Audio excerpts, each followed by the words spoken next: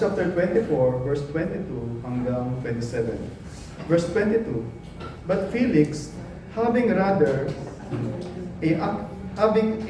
accurate knowledge of the way, put them off, saying, when Lysias, the tribune, comes down, I will decide your case. He gave orders to the centurion that he should be kept in custody, but have some liberty, and that none of his friends should be prevented from attending to his needs. After some days, Felix came with his wife Drusilla, who was a Jewess, and he sent for Paul and heard him speak about faith in Christ Jesus. And as he reasoned about righteousness and self-control and the coming judgment, Felix was alarmed and said, go away for the present. When I get out of you, I will summon you. At the same time, he hoped that money would be given him by Paul, so he sent for him often and conversed with him. Verse 27, when 2 years had elapsed, Felix was succeeded by Porcius Festus, and desiring to do the Jews a favor, Felix left Paul in prison. Ito po ang buhay na salita ng ating buhay na Diyos. Let us come to the Lord in prayer po. Aming Amang Diyos, minsan pa sa hapong ito na aming tutunghayan ang iyong mga banal na salita. Aming panalangin na ihanda niyo po ang puso ng bawat isa sa amin. Lord, kilusin niyo na lalo ka naming makilala, lalo naming makita ang mensahe mo, ang plano mo para sa amin na mga niligtas mo. At sa amin na narito ngayon, Panginoon, na dinako mo sa lugar na ito upang katagpuin, upang iligtas, Panginoon, aming panalangin na ang Espiritu ang siyang patuloy na kumilos sa aming mga puso, Panginoon, upang lalabas ang bawat isa, Panginoon, after ng iyong pagpuri, pagsamba sa inyo, na dala-dala, Panginoon, ang instruction na mula sa inyo, taglay sa aming mga puso. Lord, ay panalangin na sa iyong pagliligtas at even sa iyong pag-instruct sa iyong mga anak, ay aming taglayin, Panginoon, na lahat ng ito magawa namin sa tulong ng Espiritu sa tanging pangalan ng aming Panginoong Jesus. Amen. You may please be seated po.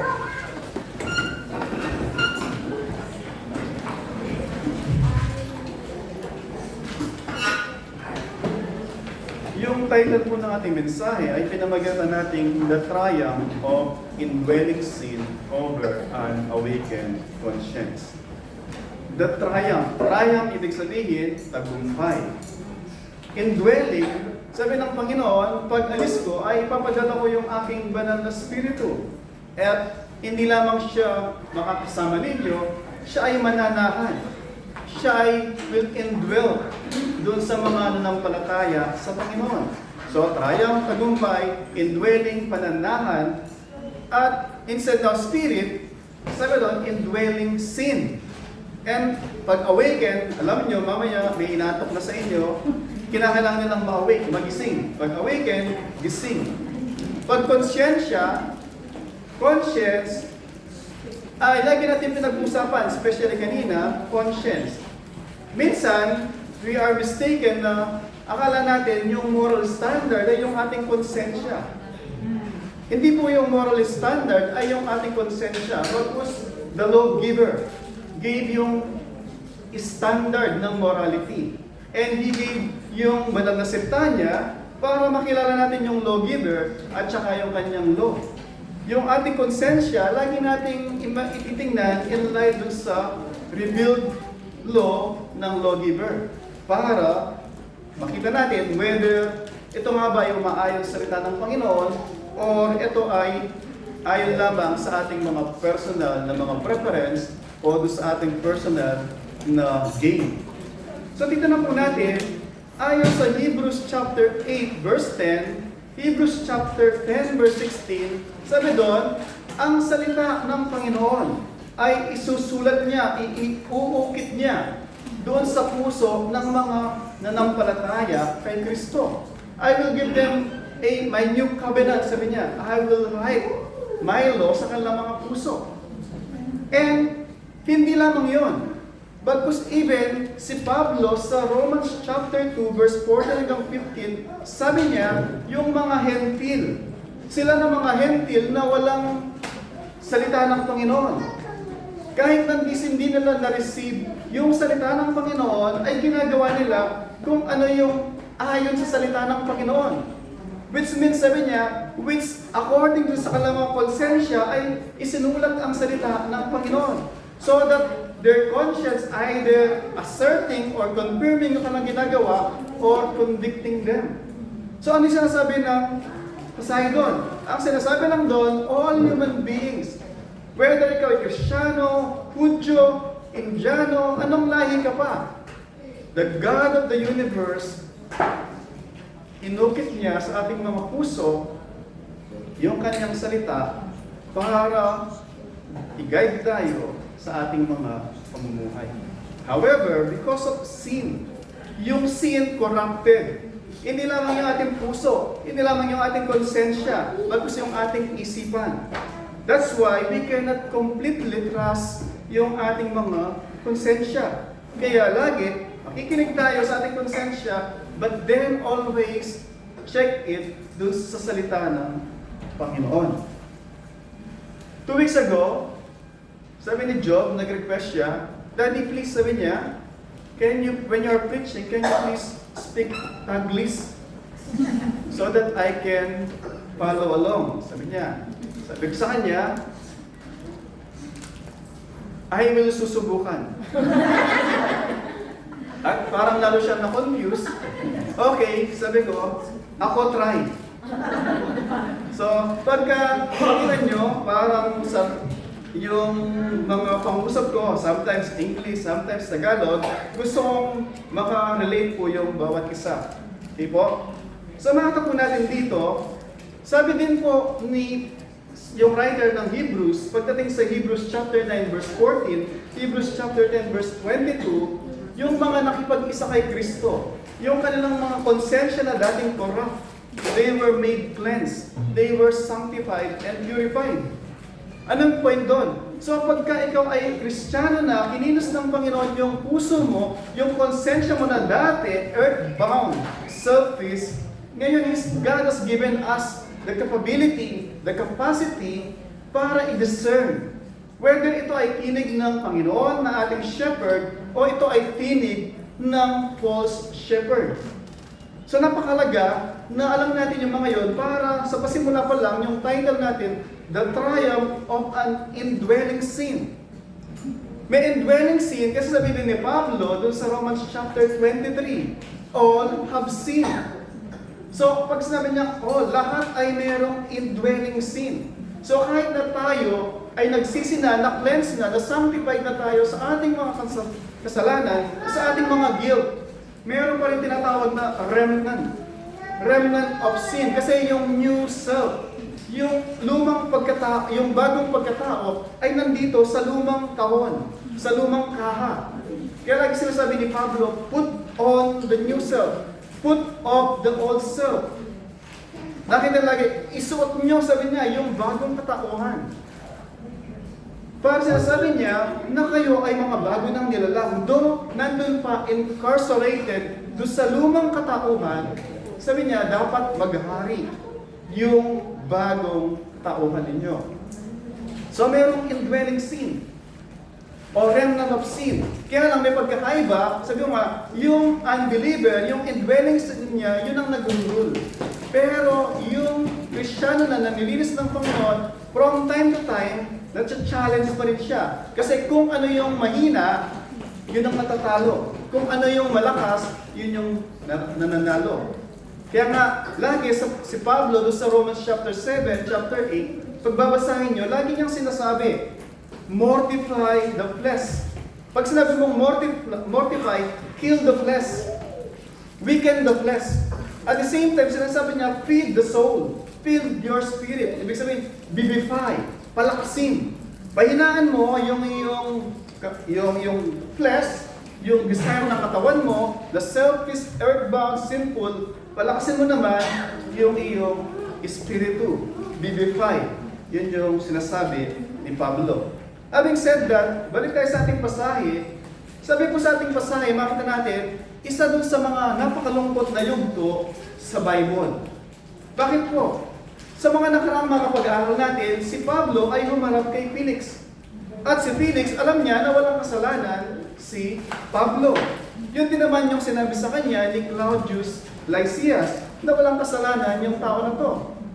And yet makita natin dito yung paradox na gustong ihayag sa atin ni Pablo sa magitan ng ilang verses na to, verses 22 hanggang verse 27. Makita natin yung paradox.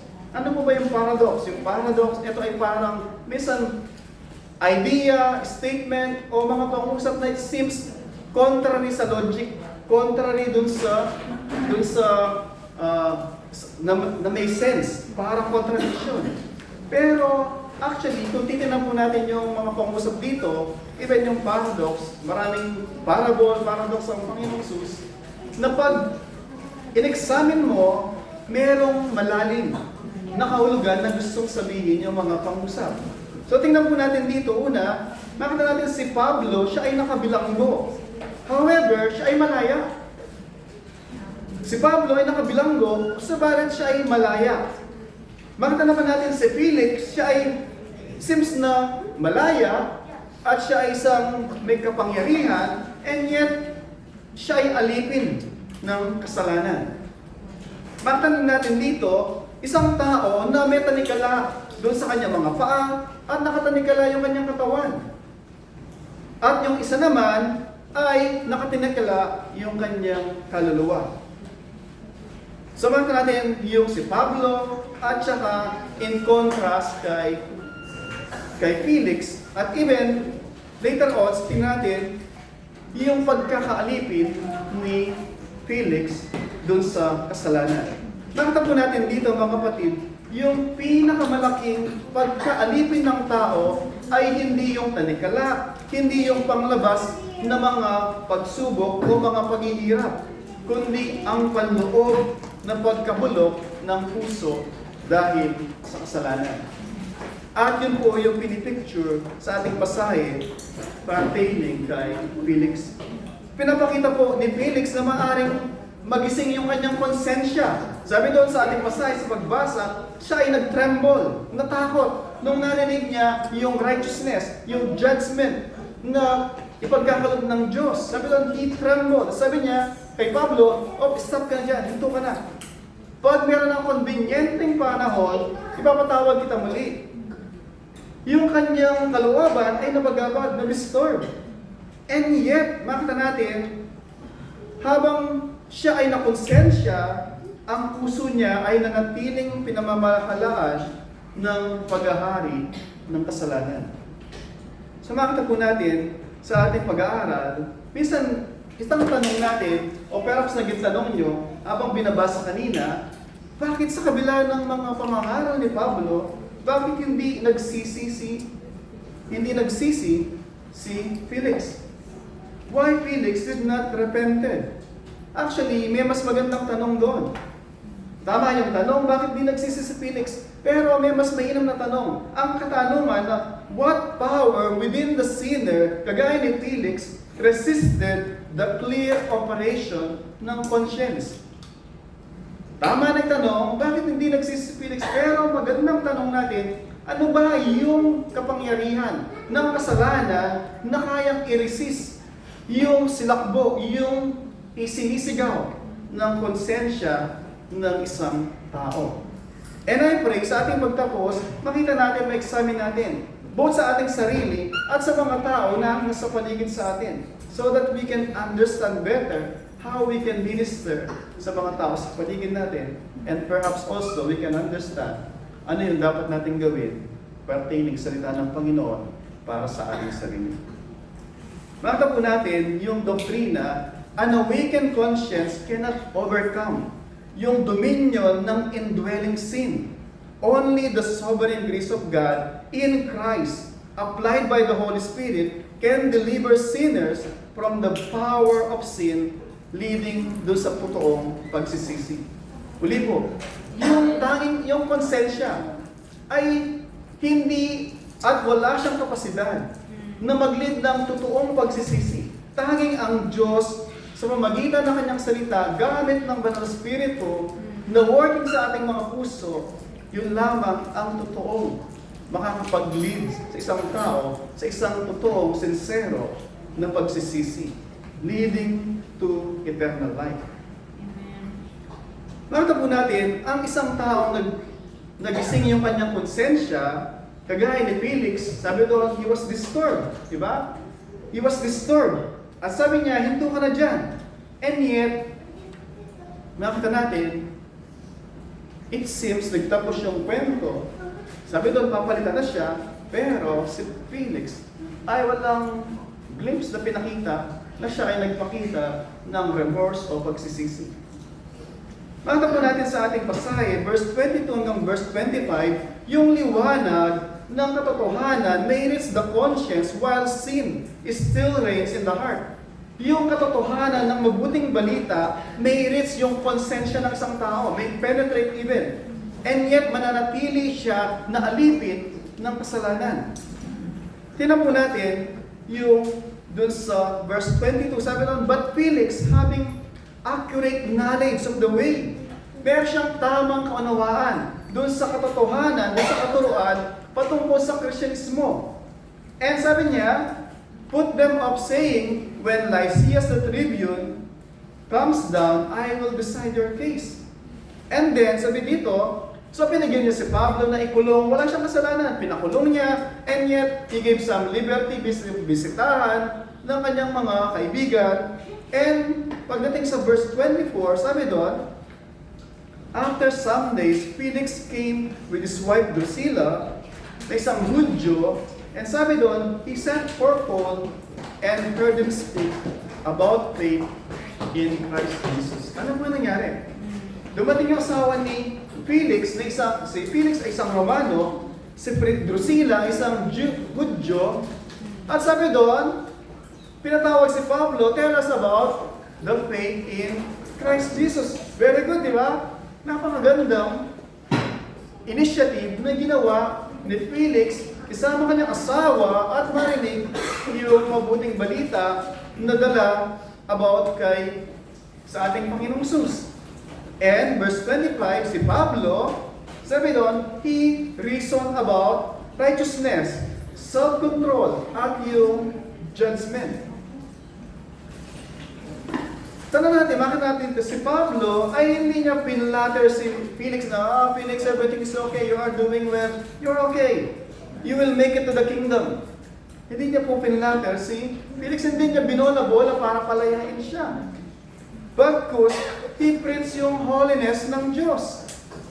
Ibinangaral niya ang kabanalan ng Diyos. At he exposes yung kasalanan ni Felix. Touching yung sabi doon, yung self-control. At even yung righteousness, hindi lamang ng Diyos, but yung demand ng Diyos for righteousness. And sabi doon sa verse 25, sa dulo ng verse 25, Felix was alarmed and said, go away for the present. So siya po ay na-alarma. Yung kanyang konsyensya respond immediately. He trembles. Siya po ay na-disturb. Na-alarma po siya. At immediately, ay sabi niya, stop muna, Pablo. So gusto mo makita dito natin, mga kapatid, si Felix, sabi nga, na-recognize niya na ang Diyos na sinasabi ni Pablo, pinapangalan niya ay isang banal at mayroong paghahatol for every works na ginawa natin while we are in the flesh. At na-alarma siya. At na-consensya siya. Yet, the scripture, babasahin natin, never binanggit po na hindi kagaya doon sa Acts chapter 16 verse 31, sa Acts chapter 2, brothers, what must I do to be saved? Wala po tayong marinig na nagtanong siya, ano yung dapat kong gawin para ako maligtas? Bago sininto lang niya, sabi niya, pag convenient na ako, meron na akong panahon, ipapatawad kita ulit. Very sad na-touch na yung kanyang kalooban, na-touch na yung kanyang puso, na-touch yung kanyang konsensya, and yet, he remained in unbelief. Makita po natin, mga kapatid, marami po na mga tao na nakakaranas sila ng fear. Pag narinig nila yung kabanalan ng Diyos, they will even feel yung guilt. At pwedeng sabi ko nga kagaya ni Felix, na nakonvict din. And then dahil doon, gagawa sila ng temporary reform ng kanilang mga buhay. Etong ginagawa ko na to, dahil nakonvict ka yung puso mo, for the moment, momentarily lang, hihinto muna natin. But then dahil talagang walang pagbabago ng puso, meron lamang mga tinatawag na resolution. Sabi lang natin na, hihinto ko na muna to, hindi ko na muna gagawin. Yes, hindi mo gagawin. Until such time, wala na yung alab na nag-convict sa'yo dati, babalik ka sa dati. Hindi nagkaroon ng pagbabago ng puso. Nakita po natin dito, si Felix, yung kanyang conviction, ni-restrain niya, pwedeng i-restrain yung kanyang kasalanan, but does not destroy yung kapangyarihan ng kasalanan. At marami po, sabi ko nga, may mga taong umiiyak sa sermon, pero hindi makita ng pagsisisi.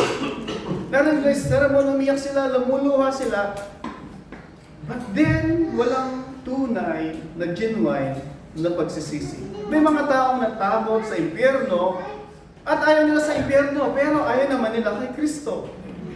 May mga tao din po na nakadarama ng guilt, ngunit ayaw namang talikuran ang kanilang mga kasalanan. Yung reason, bakit sila nakakaramdam ng guilt. May mga taong pansamantalang nagbabago, ngunit bumabalik din sa dati po. Bakit po kaya? Bakit kaya yung tao, pansamantala, yes, hihinto siya, pero bakit hindi sustainable? Bakit hindi nagpapatuloy? Leading to surrender sa Panginoon at pagsisisi sa kasalanan at pagsunod sa Panginoong Jesus. Dahil maaari pong naapektuhan ang kanilang mga konsensya, ngunit hindi nabago yung kanilang mga puso.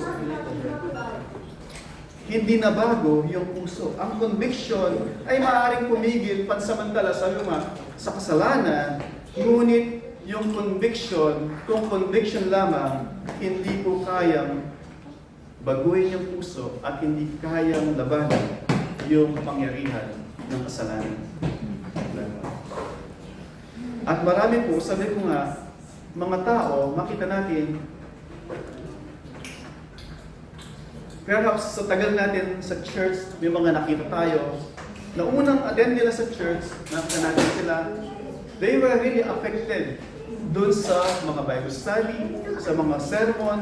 But then, after 2-3 weeks, again, wala na sila. Bakit?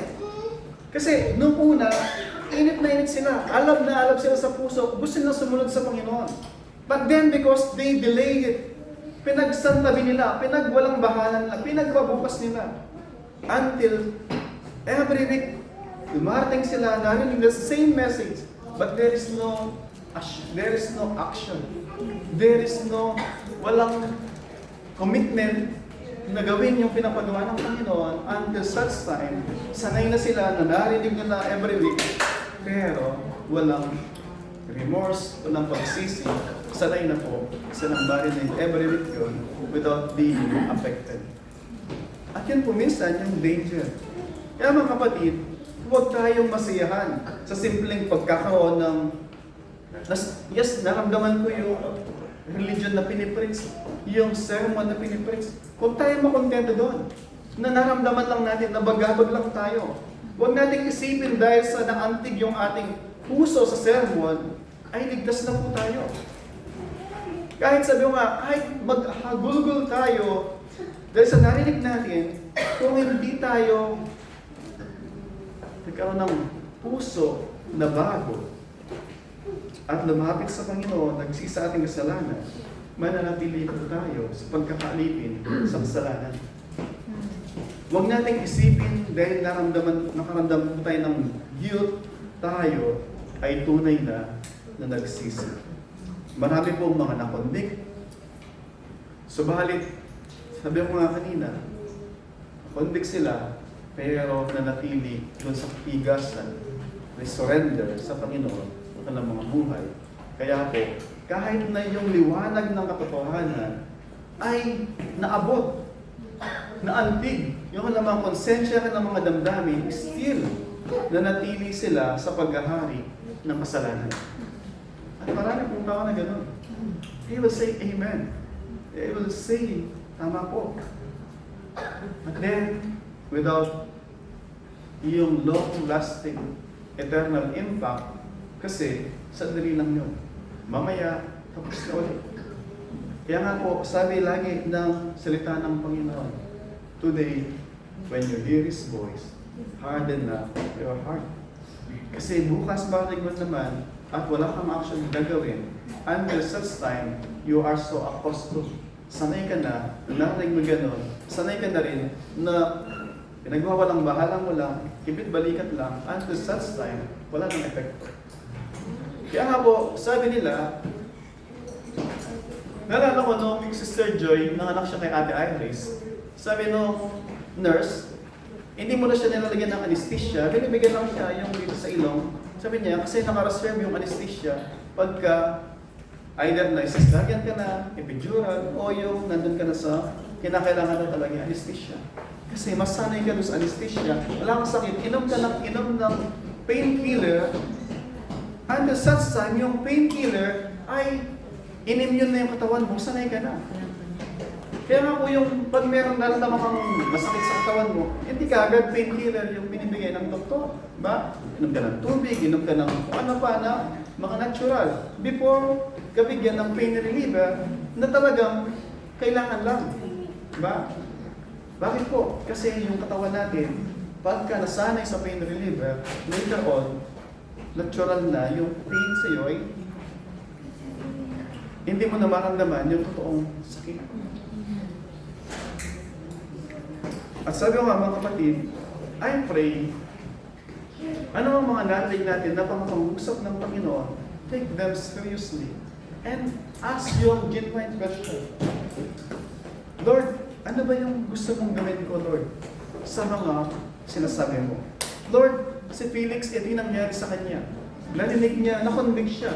Pero wala siyang ginawa, Lord. Lord, pero ako, ano yung dapat kong gawin? Ask the real question from the heart. Sabi ko nga, I pray na pag nakikinig tayo ng salita ng Panginoon, always ask, Lord, ano ba yung doktrina sa tinuturo mo na ito? Lord, ano ba yung dapat kong gawin? Ano yung action na gusto mong gawin ko sa mensahe na ito? Para hindi tayo lalabas na yes, nag-gain na naman tayo ng informasyon, but information na gagamitin ng Diyos later on to judge us. Kasi may narinig ka, wala kang ginawa.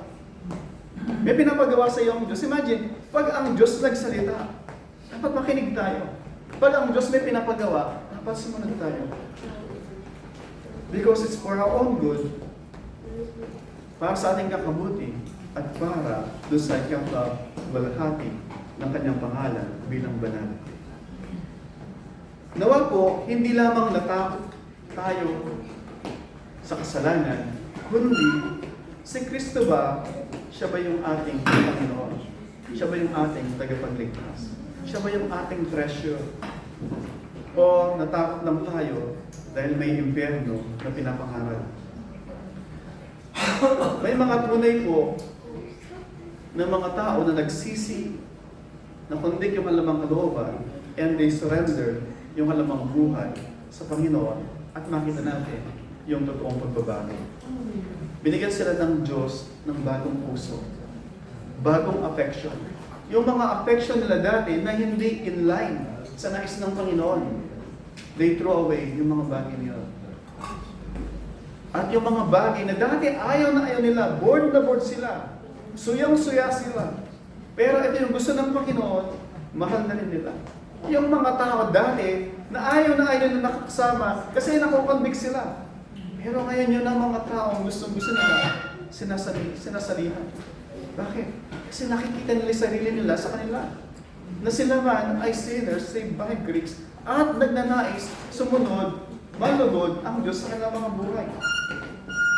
Binago sila ng Panginoon at binigyan sila ng puso na bago. Puso na mayroong pagnanais sumunod. Mahirap man yung mga utos, nandun yung pagpapasakop. Sabi sa Panginoon, Lord, it's difficult, but help me to follow you. Amen. Kaya nga po, di ba, minsan pagka may mga water baptism, may inaawit, di ba? Ano yung inaawit usually sa water baptism? Hindi tayo kasi umawit pagka may water baptism, di ba? I have decided to follow Jesus. No turning back. Diba? No turning back. Diba?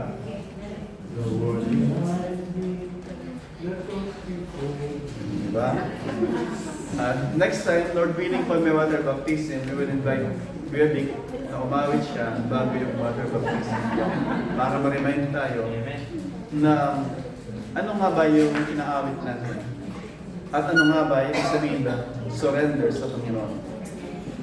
Pagdating sa verse 25 hanggang verse 26, makita po natin, yung indwelling sin will always resist the rule of Christ until it is mortified. Yung indwelling na kasalanan, lagi po itong kukontra kay Kristo until it is mortified. Sabi ko kanina, mortified means to kill, to suppress, o to weaken. So lagi siyang magre-resist kung hindi natin i-resolve, kung hindi natin i-face on harapan, kung hindi natin solusyonan. Sabi po ni Felix ulit, when I get an opportunity, I will summon you. Sabi niya, pag meron akong convenient na oras, I will call for you. May ask po na nagsabi ng ganito, di ba? Pag meron akong convenient time, lalapit ako sa Panginoon. Nakakalungkot po ang mga salitang ito. Hindi niya sinabing, hindi ako naniniwala. Hindi rin niya sinabing, mali si Pablo. Sa halip po, sinabi niya, hindi ngayon. Kapag po panahon na mas convenient, sabi niya, at saka ako lalapit at ipapatawa. Kapag hindi na ako abala, kapag hindi na ako fill in the blank, diba? At marahil, ito ang isa sa mga pinakadelikadong kasinungalingan na maaaring papaniwalaan ng isang taong makasalanan na may panahon pa, na may bukas pa siya, na may birthday pa siya, diba? Na mayroong pang araw na itinakda niya sa gawa last week na doon niya gagawin yung pinapagawa ng Panginoong Jesus. Pagkatapos dito po, makita din natin sa pasahe na to, sa verse 26, makita natin, ano ba talaga yung idol din ni Felix? At nagiging sanhi. Bakit? Hirap siya na gawin yung challenge na binibigay ng salita ng Panginoon. At sometimes, sabi niya, at sometimes he hoped that money would be given to him by Paul. So, umaasa siya na siya ay susuhulan ni Pablo. At anong ginagawa niya? So, he sent for him often and conversed with him. Nakikipag-usap kay Pablo lagi, thinking, susuhulan ako nito. Makita nyo, yung kanyang intention. Intention niya, ginagawa niya yung padala yung lingkod ng Diyos, makipag-usap about Christ. But thinking only, ano kayo mapapala ko dito? Bibigyan niya ako nito. Ginagamit niya yung lingkod ng Diyos para sa kanyang personal na gain. Gusto niyang gamitin ang Diyos para sa kanyang nais na ma-accomplish, ma-achieve. Instead na ibigay niya kanyang sarili bilang kasangkapan ng Diyos, mangyari nais ng Diyos, hindi. Yung kanyang agenda, ang gusto niya mangyari at gusto niya gamitin ang lingkod ng Diyos para sa kanyang personal na gain. How many of us, diba, once upon a time sa ating mga buhay, ano ba meron doon? Diba? May mapapala ba ako doon? Diba? Bisa may ganun, di ba? Ano ba mapapala ako doon? And sabihin, meron pong palabok, di ba? Di ako makain ng palabok. Meron po doon goto. Goto, daming 5 dirhams doon sa dera, di ba? Meron po doon lechon paksiw. Yes! Diba? May lumi. Point ko po, sometimes, nagiging hadlang sa paglapit natin sa Diyos, meron tayong mga preconceived notion, idea, sa ating mga isip. Pag sumama ako doon, pag naging Christian ako, ano kaya yung benefits? Alam ko, may mga grupo, sekta, reliyon, na pagka nag-convert ka, bibigyan ka ng something. Right? Bibigyan ka ng something. Diba? Pero tatanggalan ka naman ng something din. Bibigyan ka perhaps ng mga material, pero tatanggalin nila yung pangalan mo doon sa aklat ng buhay. Because you cannot have Christ and have yung pinipreach ng iba. Sabi mo nga, kung sinasabi natin na Kristo, siya lang ang way, siya lang ang daan, at yung iba, sinasabi nila, merong ibang way, meron sa atin ang mali. Tama ba? Hindi pwedeng pareho. Na sinasabi natin si Kristo lang, at sila sinasabi na, hindi, merong ibang way. At pupunta ka doon, naniwala ka sa kanila, hindi pwedeng dalawa na tama. For sure, isa ay mali. At kung yung isa nagtuturo na si Kristo lang ang daan, at yung isa may iba pang way, at pumunta ka doon, you are signing up na hindi lamang si Kristo ang way. You will gain yung binibigay nila, but then, you will lose yung eternal life. Hindi ko sinasabi na pag di ka nag-join doon, ay may eternal life ka. Kasi maraming hindi doon, meron silang Christianity na pangalan, but then, hindi si Kristo ng Biblia yung kanilang pinapangaral. Ano pinapangaral nila? Yung Kristo na kanilang pinabriki. Yung Kristo na kanilang pinapasunod. Yung Kristo na kanilang nilikha ng sarili nilang imagination. Hindi yung Kristo na pinapangaral ng Biblia. Ang po natin, si Lucas pinapakita niya ang isang dahilan kung bakit hindi tumugon si Felix sa mensahe ng Ebanghelyo. Umaasa siyang magkakakuha ng salapi mula kay Pablo. Ibig sabihin, habang nagsasalita ng mabuting balita si Pablo, pinapangaral yung righteousness, yung holiness ng Diyos, iba yung nasa isip ni Pablo, ni Felix.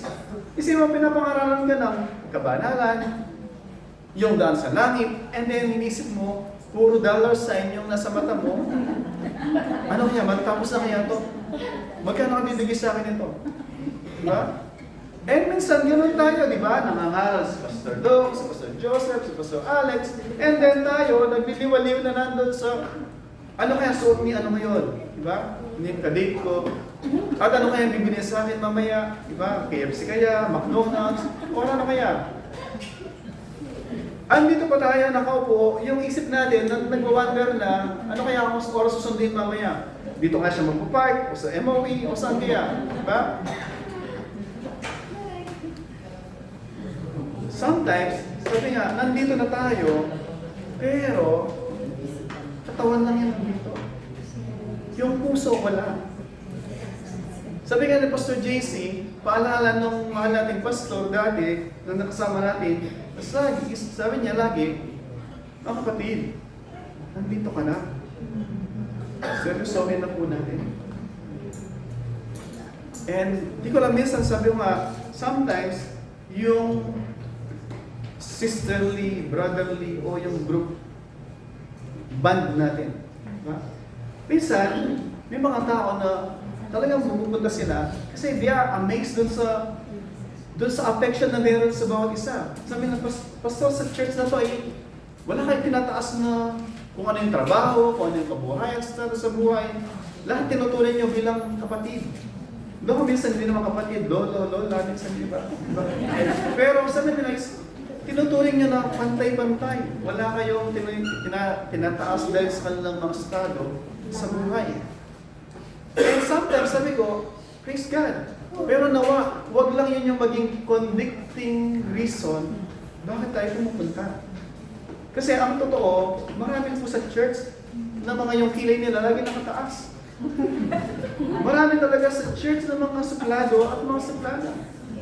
And sometimes, papagalitan ka pa harapan, di ba? Sa dami ng tao, papagalitan ka. But then kung nandun ka lang kasi piniplis ka nila lagi, di ba? Binobola ka nila lagi. O dahil sa dinilibre ka nila lagi. Diba? Sis Rona. O pinapamasahe ka nila lagi. Binibigyan ka ng pamasahe lagi. Kaya nga nandun, sabi mo nga, ay welcome, wala na yung nagbibigay ng pamasahe. Either na nag-retire na siya, dinala ng Panginoon sa ibang lugar. Either sa langit o sa Amerika, di ba? Dinala siya ng Panginoon sa ibang lugar. Eh sino pa yung aaten ka ba ba kung wala nagbibigay ng pamasahe sa'yo? Kung umaaten ka, kasi binibigyan ka ng pamasahe, it will not be, hindi po sustainable yun. Hindi ka maglalas. Bakit? Kasi nandun ka lang, hindi dahil sa may bago ka ng puso na nananabik sa Panginoon. Nandun ka lang kasi may iba kang agenda, kung ano naman, fill in the blank, but not Christ. Hindi out of love. Kundi out of yung benefits na nakukuha natin pag pumunta tayo. Naalala ko, nung nagkaroon tayo ng conference dun sa Golden Sand, meron si Pastor Lawrence sa sinabi, merong gospel at merong benefits. Kung naalala nyo, sabi niya, gospel na tayo ay makasalanan pero may tagapagligtas ang Panginoon na kinakailangan natin tanggapin para magkaroon ng benefits ng buhay.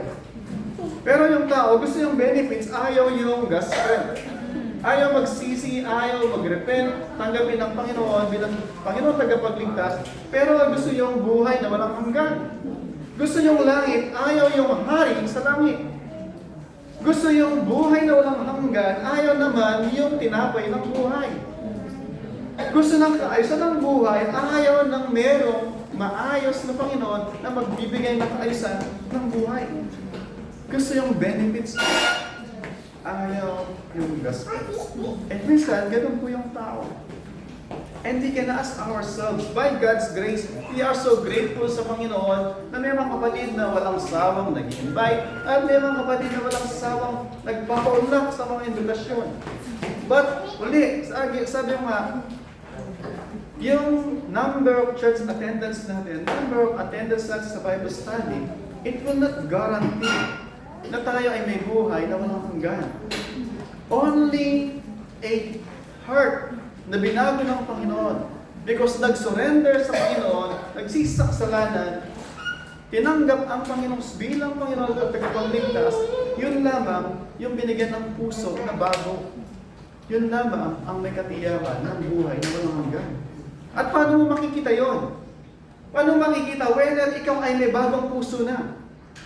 O yung puso mo ay nakaangkla pa siya doon sa mga bagay sa sanglibutan, but not sa Panginoon. Tingnan mo yung priority ng buhay mo. Isang linggo, ano yung ginagawa mo sa isang linggo? I don't mean about Bible study, I don't mean about worship service, but the rest of the week, how is your relationship with Christ? Do you have personal relationship sa Panginoon? Personal na nakipag-communion ka sa Kanya, nalangin ka, nag-aaral ka naman yung salita, even sa sarili mo, hindi, I don't talk about Monday, I don't talk about yung Thursday. Other than those days, meron bang binubuksan mo yung salita ng Panginoon, at sabi mo, Lord, ano ba yung sinasabi mo sa akin sa pasahe na to? Ano yung gusto mong gawin ko? Pinipid natin yung ating espiritu, kinakailangan niya lumakas para yung flesh, masuppress siya ng spiritual natin. Pero kung the rest of the week, sometimes, nakakalungkot minsan, naranasan din natin, sabi mo, lahat tayo, sometimes, biktima ng ganito. Ang dami nating oras sa social media.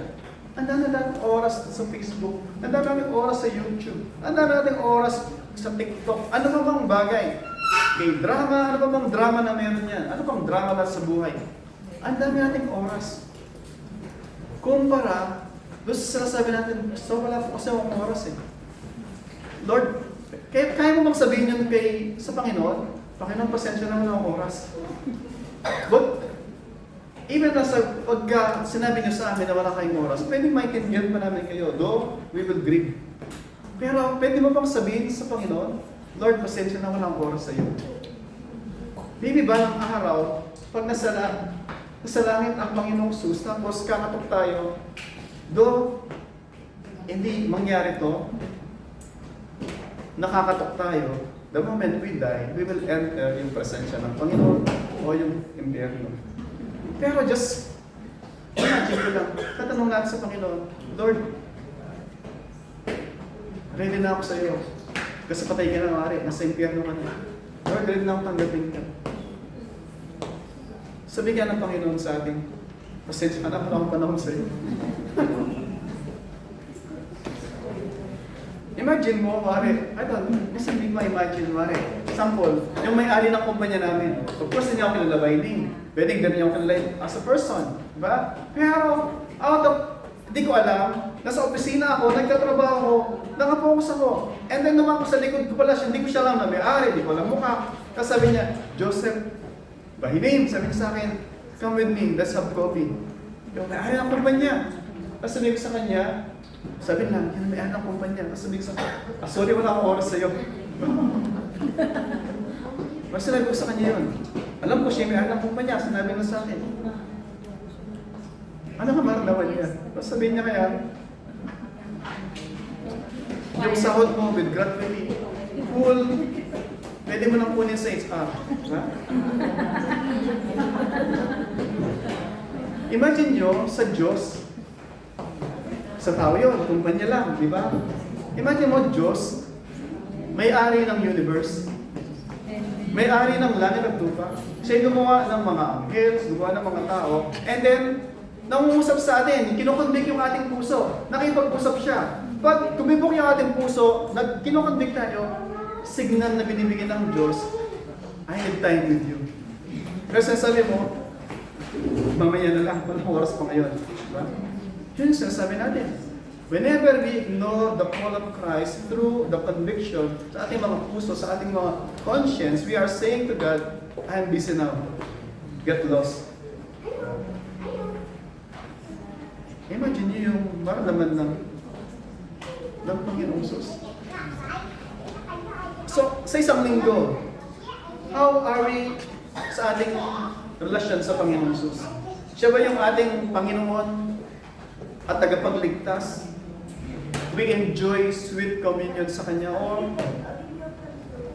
yeah, we say a little prayer nung bata tayo, and then, but wala talagang commitment sa buhay natin patungkol sa Panginoon. At hindi lamang yung oras natin, yung ating buhay, yung ating resources, yung ating affection. Diba? Sabi ko, isang malaking challenge sa atin, pagkasama mo yung isang blessing and a challenge, pagkasama mo pamilya mo dito. Diba?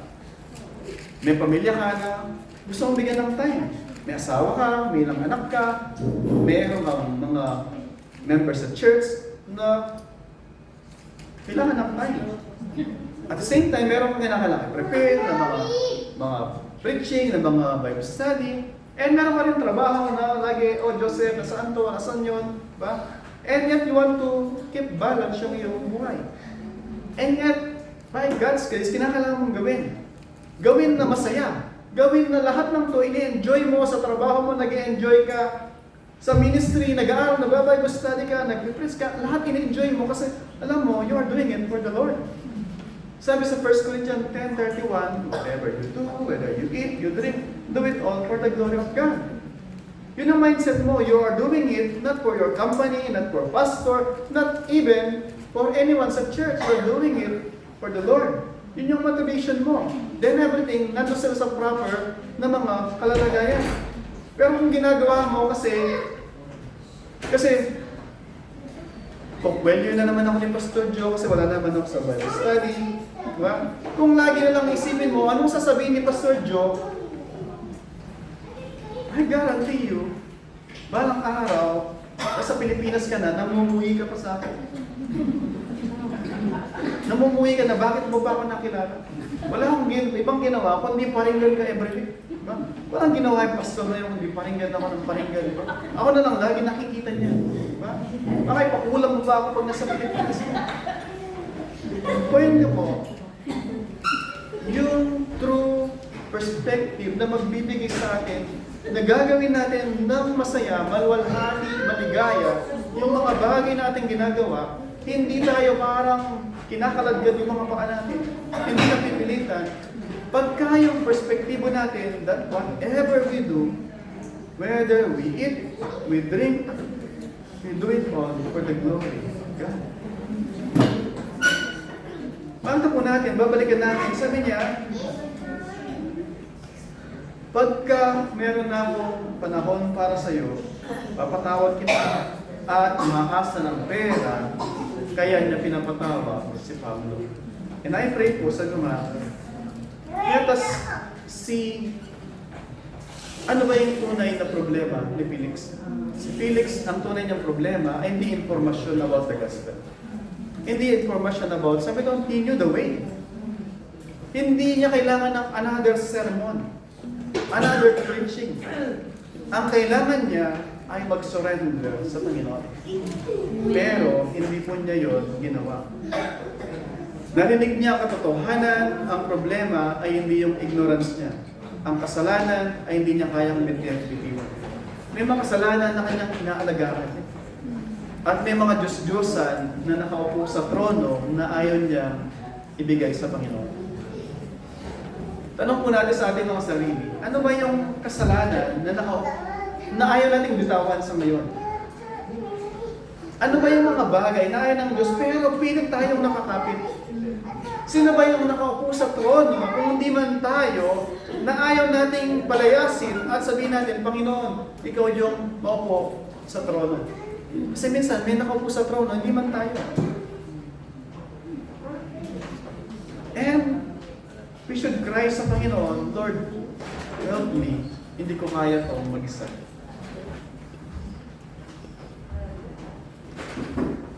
Yung pong problema, sabi nga, kung hindi natin haharapin, pinagwawalang bahala lang natin, pinagkikibit-balikan natin. Lilipas yung another week, hindi tayo gumawa, hindi tayo kumilos. Marinig natin next week ulit sa preaching ni Pastor Dom, pero remain na wala tayong ginawang action, wala tayong ginawang resolution sa ating mga buhay. Mananatili lang po tayo the same status quo, unaffected ng salita ng Panginoon. Sabi maalala kong si Einstein yung nagsabi, isang scientist, sabi niya, isa daw hangalo, isang baliw, sira ulo. Yung isang tao, umaasa siyang may magbabago. Kung paulit-ulit lang naman yung kanyang ginagawa, araw-araw. Ano po yun? So, umaasa ka na balang araw may magbabago sa iyong buhay o sa resulta. Pero wala ka namang ginagawang bago para magbago yung resulta. You keep doing the same thing again and again, thinking na merong different result. Sabi niya is, kabaliwan daw po yun.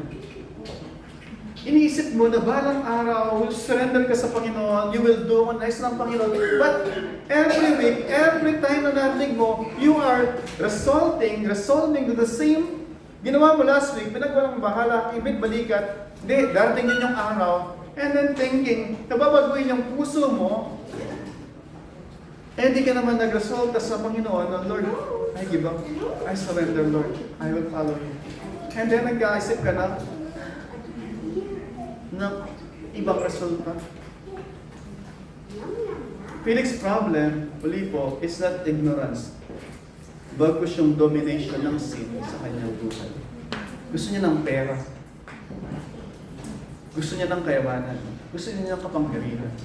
Pero ayaw niya kay Kristo. Na siya yung giver ng every good and perfect gift. Satisfied na siya dahil sa kumikinang. Satisfied na siya dun sa pera na nakikita nakakawalan. Sabi po, sabi kanina, may pasahe sa Bible, pag babasahin niyo yung Romans chapter 7, Romans chapter 8, sabi ni Pablo, yung gusto kong gawin, ay hindi ko ginagawa. At yun naman, ayaw kong gawin, parang yun ang ginagawa ko. Yung theology na gustong sabihin doon, so guys, sabi ko kanina, either you mortify sin, or sin will kill you. Either you kill sin or sin will kill you. Ulitin ko po. Either napatayin mo yung kasalanan, suppress mo yung kasalanan, o yung kasalanan papatayin ka at maghahari siya sa'yo, ikaw yung kanyang iko-corner. Ito yung sabi ko kanina na, para magawa mo yon, hindi mo kaya sa sarili mo. You need the Holy Spirit. Hindi natin kaya sa ating sarili. Yung maging Kristiyano ay hindi madali. Ito ay imposible sa ating sarili. It's only possible by the power of the Holy Spirit. Amen. Ano po yung point kong gusto sabihin? Sometimes, meron tayong resolution, sabi mo nga kanina, eto na yung gagawin ko, eto na yung hindi ko gagawin. Parang plus minus. Eto na yung tatanggalin ko, eto na yung idadagdag ko. But Christianity is not about removing something and adding something. It's about a surgery of heart that the Holy Spirit alone can perform. Hindi natin kayang operahan yung ating sarili. Kaya nga po mga kapatid, maaring makipaglaro tayo sa kasalanan, maaring hindi natin maaring alagaan. May mga tao, sabi natin, no? May inalagaan na kasalanan, and yet, sinasabi natin, ang Panginoon, yung ating Panginoon. Ang Panginoon Jesus, yung ating Panginoon. Hindi natin maaaring sabihin, Lord, ikaw na yung hari ng buhay ko, pero etong bahagi na ito, balato mo muna sa akin. Hindi natin maaaring hati ang trono, ang kasalanan sa kabila, at sa kalahati ay ang Panginoong Jesus. We have to decide. Nakita po natin application ng kapatid. May convenient season ang bawat makasalanan. Ang bawat makasalanan ay nag-iisip na mayroong convenient season sa kanilang mga buhay. Bukas na lang, kapag matanda na ako, pag maayos na ang buhay ko, pag wala na akong problema, kapag handa na ako. Ito yung lagi natin ilang beses ko na natin ito. Pag birthday ko na, yun ang hindi ko lagi makalimutan. Ngunit mga kapatid, ang totoo kong minsan problema natin ay hindi yung kung may panahon pa tayo. Kundi, ang totoong problema natin, meron tayo hindi kayang bitawan sa Panginoon. At lahat ng mga excuses ay sinasabi natin because of that one thing na kaya nating bitawan at isurrender sa Panginoon. Tanungin po natin ating mga sarili, ano ba yung bagay na hindi natin kayang bitawan? Huwag nating sabihin na darating din ang araw na magsisisi ako. At dangerous yun, na magsisisi ka balang araw, na bakit hindi ka nagsisi noong tamang araw. Kaya diba yung gulo sabi ko, di ba? Minsan, sinasabi natin na darating din ang araw na magsisisi ako. Pero nawa, huwag naman dumating yung araw na pinagsisisihan mo na hindi ka nagsisi dati. Ang tawag ng Diyos ngayon ay biyaya ng Diyos na hindi natin dapat ipagpaliban. Ang kasalanan ay hindi dapat alagaan. Sabi ko kanina, going back to sa mortification of the flesh o yung sin at saka yung vivification of the spirit. Pakainin natin lagi yung ating spirit para malakas siya. At yung sensual, yung carnal, kinahanglan natin put off, gutumin natin, immortify natin. Because yung indwelling sin will always resist yung rule of Christ until it is suppressed or mortified. Kinakailangan natin patayin. Kasi sabi ni Pablo sa Colossians, sabi ni Pablo sa Ephesians, put on the new self, put off the old self. At gusto sinasabi niya yun, hindi lamang siya nagsabi na maghintay ka. Sabi niya, may gagawin ka. You have to do something. Hindi ka nagpa-pray, Lord, can you please put off the old self? Lord, can you please put on the new self? He will give you a heart. But then you have to walk para Gawin mo yung pinapagawa ng Diyos. He will give you the Holy Spirit. But then you have to decide. You have to do kung ano yung pinapagawa ng Panginoon. Hindi mo utusan ng Diyos, Lord, pwede bang patayin mo yung kasalanan? Actually, pwede niyang itapon sa impyerno agad si Satan. Even now. Bakit hindi niya hinahayaan pa na itapon sa impyerno si Satan? Kasi gusto ng Diyos na yung kanyang mga anak, as they struggle with sin, they are moving forward in holiness na merong laban, merong battle, di ba? Hindi tayo laging talunan na sinipa ka ni Satan. Bakit? Nandun tayo, kalat-kalat tayo, doon sa lugar na hindi tayo dapat naroon. Mga batid, sabi nga lagi, when will you decide? When will you have yung resolute na commitment sa Panginoon? Lord, it's difficult to follow you, but I know with you, all things are possible. Amen. Huwag natin sabihin, pag nag-asawa na ako, ba? At dami mga estudyante sabi na, pag nag-asawa na ako, I will serve the Lord. Hindi, pagka-graduate pala. Hindi, pagka-graduate, busy kasi mo pagganap ng trabaho. Pag busy na sa trabaho, busy sa career, climbing the ladder to success. Hindi, pag may asawa na ako, busy pa akong in-establish ko yung profession ko, yung career ko. Pag may asawa ka na, busy ka na sa asawa mo another na naghanap ng time mo. Then nagkaanak ka. Ay, may anak kasi ako kailangan pagpapos sa pag-aaral. Ay, then may apo ka na. Ay, then finally nasa impyerno ka na, nasa... Walang end po, mga kapatid, yung mga reason natin sa Panginoon.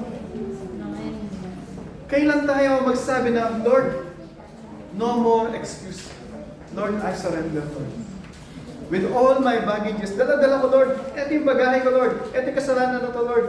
Lord, only you ang makakasolve nito, Lord. Help me. Dala natin sa paanan ng Panginoon. Huwag natin itago at thinking na, Lord, ito ako, kumikinang, shining, di ba? Pero sa likod, nandun lahat ng mga basura natin. Di ba? Dala natin sa Panginoon. Lord, ito yung struggle ko, Lord. Lord, trabaho. Lord, katamaran. Minsan mga struggle natin, actually, is katamaran. Really? Ang sarap na kaiga, di ba? Abang nagbabible study na kaiga, mamaya naginik na, tapos sinasabihan ka na, no? Di ba? Bakit? Hindi, dahil pagod. Hindi ko sabing intentional na gusto matulog. Kundi dahil sa, ang sarap ng pwesto mo, ang lamig ng boss ni Pastor Dong, di ba? Siya nag-exhort, parang hinihele, di ba? Unintentional, nakatulog ka, and then naiwan mo naka-unmute yung ano mo.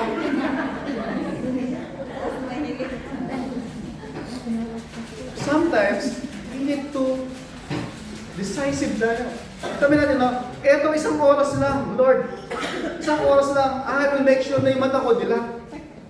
I will make sure na bago yung pag-aaral, binasa ko na, para pagdating doon, pag may sinashare si Pastor Dong, Pastor, tama yun. Ganun din yung intindi ko.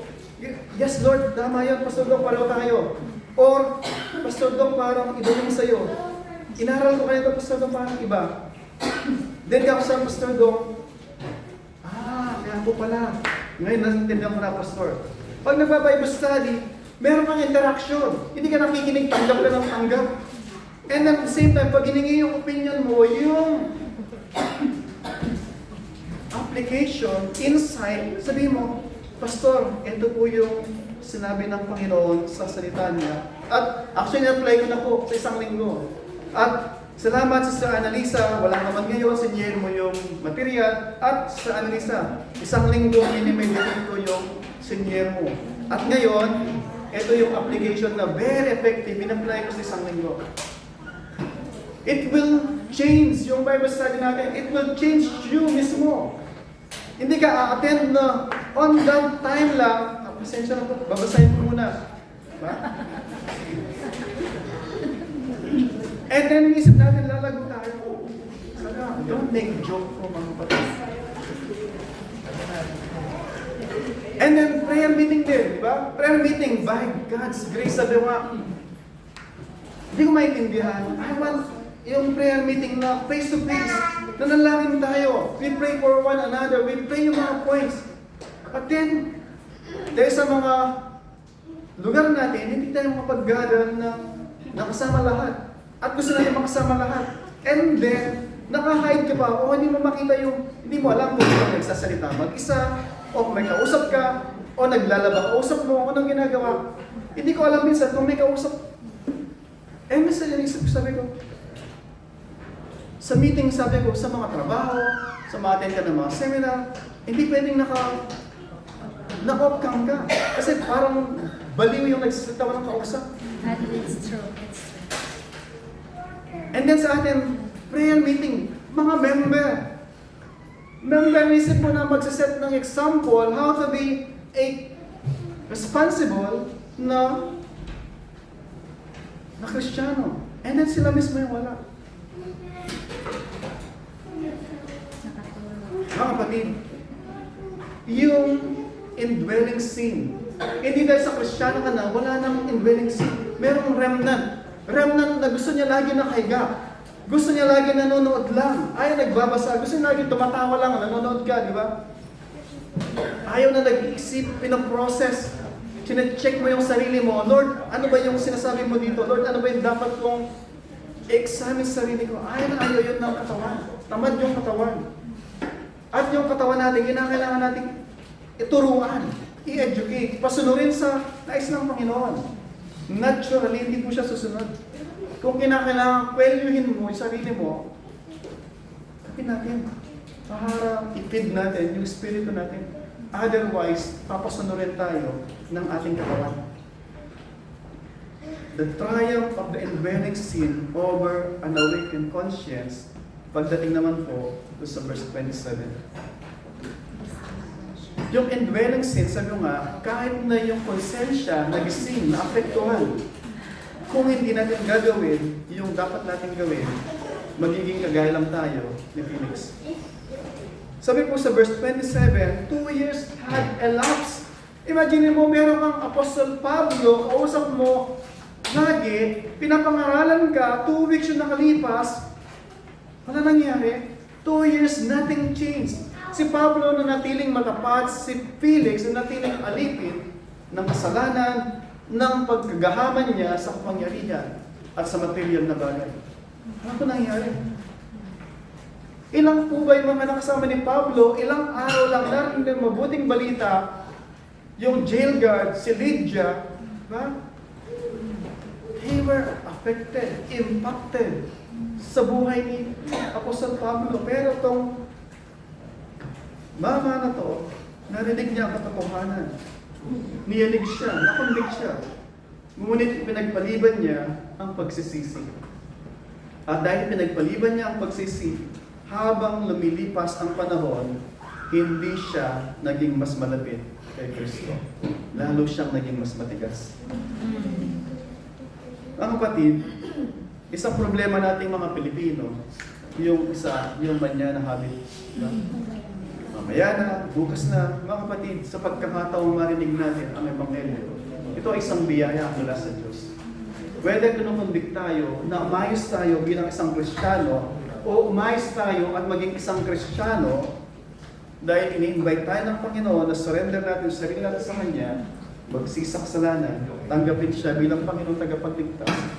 O i-reassess natin yung pagiging Kristiyano natin. Anong klaseng Kristiyano tayo? Are we a committed Christian moving forward, making progress? O ang Kristiyano na nung tinanggap mo ang Panginoong Jesus hanggang ngayon, nothing really changed. Bisa parang favorite natin kanta yung Nothing Gonna Change, diba? Na walang nagbabago, di ba? Yan ang favorite song natin. Yung song ng buhay natin. Nothing Gonna Change. At wala nga nagbabago kasi wala tayong ginagawa. Kailan ba tayo merong gagawin? Kapag paulit-ulit nating sinasabing hindi ngayon, unting-unting tumitigas ang ating puso. Paulit-ulit nating pinapatahimik ang ating konsensya, ang ating budhi. Nagiging mas mahina ang tinig po nito, ang boses nito. Until such time, we are so bingi na tayo. Desensitized na rin. Hindi na natin maramdaman. Bakit?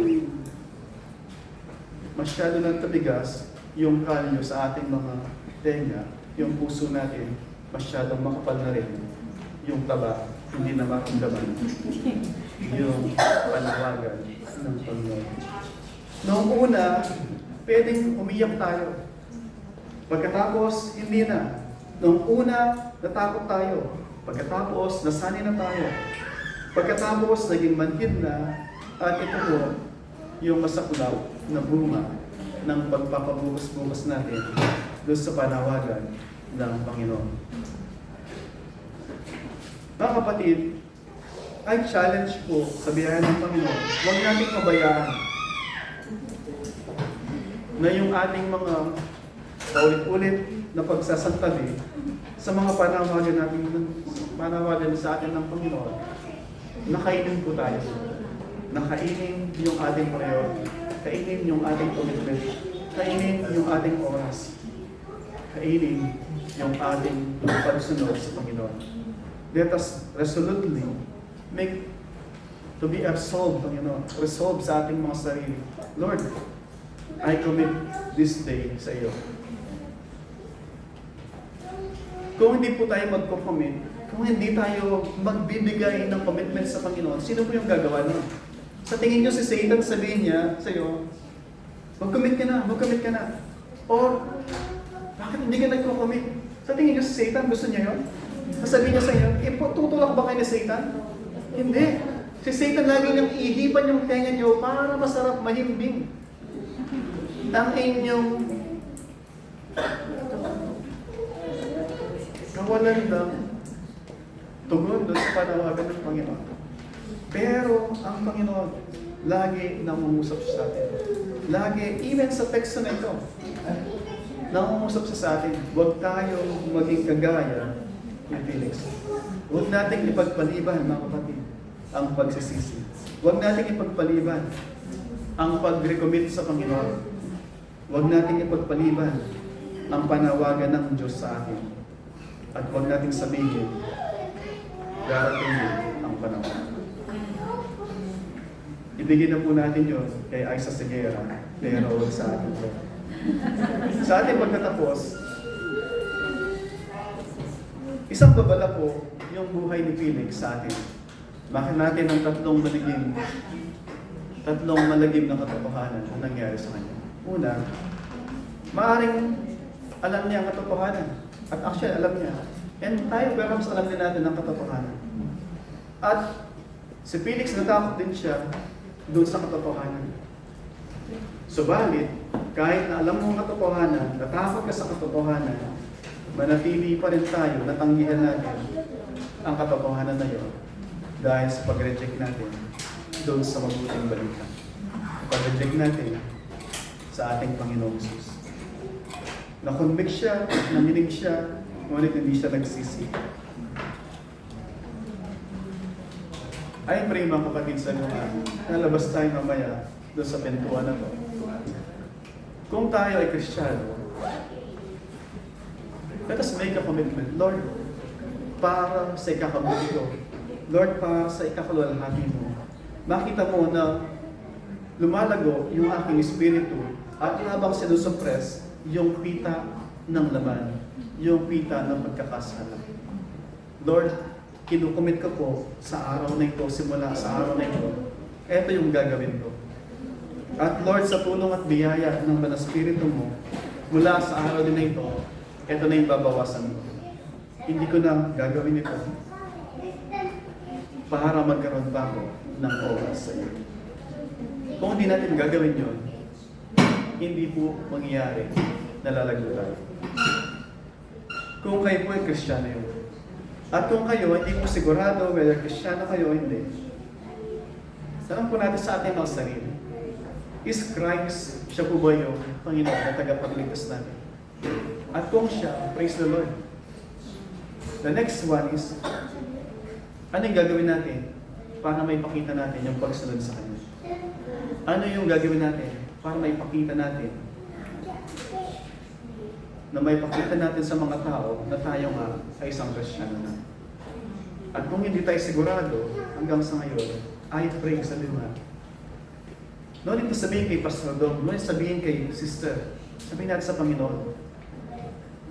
In the sincerity sa ating mga puso, Lord, forgive me have mercy on me. I surrender my life sa iyo. Ikaw ang aking hari, ikaw ang aking Panginoon, ikaw ang aking tagapagligtas. And then, everything, hindi man magiging madali. Then, there's new found joy and peace sa puso natin. Dahil ang kapayapaan ni Kristo ang siyang sasakin. Amen. At ang pag-ibig ni Kristo sa kabila ng mga pagsubok sa buhay ay sapat para sa atin. Let us all stand po at sama-sama tayo.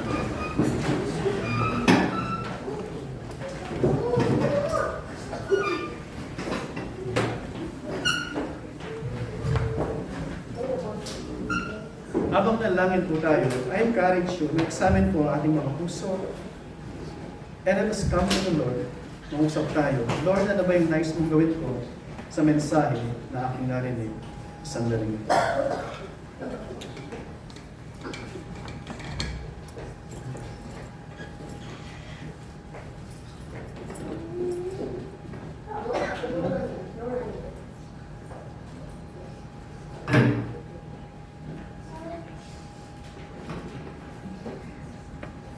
Ama naming Diyos, minsan ba, maraming salamat, Panginoon, sa paalala mo sa atin. Sa iyong dakilang habag, sa iyong dakilang biyaya. Si Pablo man, Panginoon, once upon a time, Lord, siya po ay taga-usig ninyo, Panginoon. Matigas yung kanyang puso. Even perhaps, mataas din yung kanyang pride. But then, sa tulong ng biyaya niyo, Lord, siya man, kinawag niyo, kinatagpo niyo. At sa tulong ng ibang Espiritu, binigyan niyo siya ng puso na nagpasakop sa inyo. At sabi niya, who are you, Lord? What must I do? And tinuruan siya ng Panginoon. Sinabi niya, dinirect siya ng Panginoon kung ano yung dapat niyang gawin. At ginawa po niya yun. Even nagpabautismo siya. Para ipahayag, ipakita, patunayan, yung nagbago sa kanyang puso, ipinakita niya sa kanyang kilos, sa kanyang commitment. At inibig niya, minahal niya ang Panginoon. At minahal niya yung mga minamahal ng Panginoon. At even minahal niya yung mga hindi nakakilala sa Panginoon. Nang sila man ay magkaroon ng buhay na walang hanggan. Pag narinig nila ang mabuting balita at tumugon dito na may pagsisi at pananampalataya. Si Pablo ay isang halimbawa ng isang tumugon sa biyaya sa habag ng Panginoon. Nag-triumph yung grasya ng Panginoon sa kanya, siya ay nagsisi na ng palataya. On the contrary, yung triumph ng indwelling sin over an awakened conscience, pinapakita naman sa buhay ni Felix. Hindi siya nagkulang ng informasyon, ng katotohanan, ng mabuting balita. At kung ano yung dapat niyang gawin. Alam niya kung ano dapat niyang gawin. But he resisted yung sinasabi ng salita ng Panginoon. He resisted not only the Holy Spirit leading him to repentance and faith. He resisted Christ, the only Savior and Lord. I pray mga kapatid sa sandaling ito, tayo na nakapag-isa na kay Kristo bilang ating Panginoon at tagapagligtas. Nawa, kagaya ni Pablo, lalong lumahalin yung ating pag-ibig sa ating Panginoon at sa mga iniibig ng Panginoon, sa mga anak ng Diyos. Magkaroon din tayo ng compassion sa mga taong wala pa sa Panginoon. And let us open our mouth to share yung kabutihan, kabanalan, at yung paghabol ng Diyos na darating doon sa mga magre-reject sa Kanya. At kung naman tayo sa sandaling ito, tinatawagan tayo ng Panginoon na tanggapin siya bilang Panginoon at tagapagligtas. Nawa, huwag natin ipagpabukas. Nawa, with the sincerity of our heart, cry out to God, Lord, I believe. Help my unbelief. Forgive me, have mercy on me, and make me as one of your children. I want to follow you from now on. Mga kapatid, ang ipanalangin, moving forward, let us make a commitment sa Panginoon to pursue kung ano yung nais niya para sa atin. Mahabang panahon na tayo ay undisciplined sa ating mga buhay. Mahabang panahon na ipagwalang bahala natin yung nais ng Panginoon. Pinagsantabi natin ng mahabang panahon yung paglingkod sa Kanya, yung pagsunod sa Kanya. kung ano mang mga kadahilanan. At then, sandaling ito, as an open book, sinasabi natin sa Panginoon, Lord, I know it's difficult. Lord, I know it's not easy. Lord, I know there are so many things na kailangan i-sacrifice. Perhaps yung leisure time ko. Perhaps, Lord, yung sleeping time ko. Yung watching time ko.